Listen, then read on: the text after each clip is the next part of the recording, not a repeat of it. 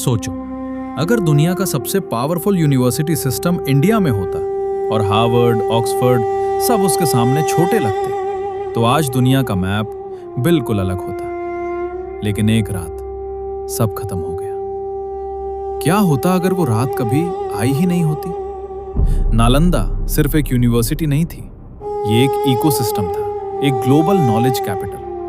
5th century से लेकर 12th century तक यहाँ पर दुनिया भर से स्टूडेंट्स आते थे। चाइना, कोरिया, तिब्बत, पर्सिया, सब जगह से लोग यहाँ पढ़ने आते थे। और ये कोई छोटा सिस्टम नहीं था। 10,000 से ज्यादा स्टूडेंट्स, 2,000 से ज्यादा टीचर्स, और सबसे शॉकिंग बात, एडमिशन लेना ऑलमोस्ट इम्पॉसिबल। एंट्रेंस टेस्ट इतना टफ होता था कि सिर्फ 1 से 2% लोग ही क्वालिफाई कर पाते थे। यहाँ सिर्फ रिलीजन नहीं पढ़ाया जाता था, mathematics, astronomy, medicine, philosophy, logic, economics, basically पूरा नॉलेज सिस्टम। और लाइब्रेरी, 3 मैसिव बिल्डिंग्स, एक बिल्डिंग 9 फ्लोर्स की थी। सोचो, 9 फ्लोर्स सिर्फ बुक्स, और वो भी हैंडराइटेड मैन्युस्क्रिप्ट्स। अगर आज के हिसाब से देखें तो ये दुनिया का सबसे बड़ा नॉलेज डेटाबेस था। लेकिन एक सवाल यहां खड़ा होता है, अगर ये सब इतना पावरफुल था तो ये सिस्टम सरवाइव क्यों नहीं कर पाया? 12th सेंचुरी, एक नाम आता है बख्तियार खिलजी। उसने बिहार के इस रीजन पर अटैक किया और फिर नालंदा जला दी। सिर्फ बिल्डिंग्स नहीं जली, नॉलेज जल गया। कहते हैं लाइब्रेरी की आग महीनों तक जलती रही। सोचो कितनी नॉलेज थी वहां। और यहीं से शुरू होता है सबसे बड़ा व्हाट इफ। चलो इमेजिन करते हैं, नालंदा डिस्ट्रॉय नहीं होती तो क्या होता?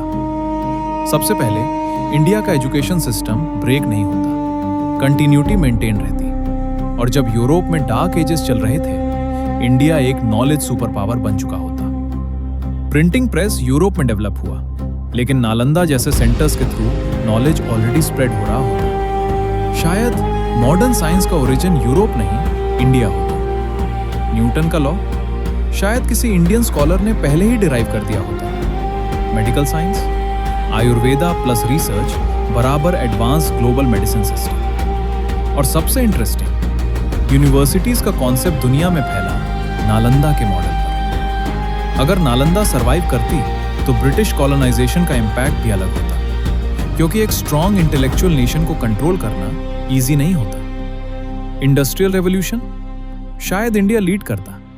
टेक्नोलॉजी हब्स, सिलिकॉन वैली नहीं, बिहार या तक्षशिला टाइप रीजन होता। और आज वर्ल्ड रैंकिंग्स में टॉप 10 यूनिवर्सिटीज इंडिया की होती। लेकिन ये सिर्फ बिल्डिंग्स का डिस्ट्रक्शन नहीं था, ये था नॉलेज इकोसिस्टम का कोलैप्स। टीचर्स बिखर गए, स्टूडेंट्स माइग्रेट कर गए, सिस्टम टूट गया। और जब सिस्टम टूटता है तो रिकवरी में सेंचुरीज लग जाती हैं। एग्जैक्टली वही हुआ। एक और एंगल देखो, नालंदा सिर्फ पढ़ाई नहीं सिखाता था, ये क्रिटिकल थिंकिंग सिखाता था। डिबेट कल्चर था, ओपन डिस्कशन होते थे। मतलब ब्लाइंड बिलीफ नहीं, लॉजिक और रीजनिंग। अगर ये सिस्टम कंटिन्यू करता तो सोसाइटी का माइंडसेट भी अलग होता। लेकिन रियलिटी क्या है? नालंदा डिस्ट्रॉय हो गया, और उसके बाद इंडिया का एजुकेशन सिस्टम ग्रेजुअली वीकन होता गया। कोलोनियल सिस्टम ने उसको कंप्लीटली रीशेप कर दिया। और आज हम अपनी ही लॉस्ट लेगेसी को रीडिस्कवर करने की कोशिश कर रहे हैं। नालंदा का रिवाइवल अटेम्प्ट हुआ है मॉडर्न टाइम्स में, नया कैंपस बना है। लेकिन एक चीज समझ लो, बिल्डिंग्स बनाना इजी है, लेगेसी वापस लाना ऑलमोस्ट इम्पॉसिबल। क्योंकि लेगेसी सिर्फ स्ट्रक्चर नहीं होती, वो होती है कल्चर, माइंडसेट और कंटिन्यूटी। तो असली सवाल ये नहीं है what if Nalanda was never destroyed. असली सवाल है, अगर आज एक नया नालंदा बनाना हो तो क्या हम उस माइंडसेट को क्रिएट कर सकते हैं? नॉलेज के लिए हंगर, डिबेट के लिए ओपननेस और ट्रुथ के लिए ऑब्सेशन।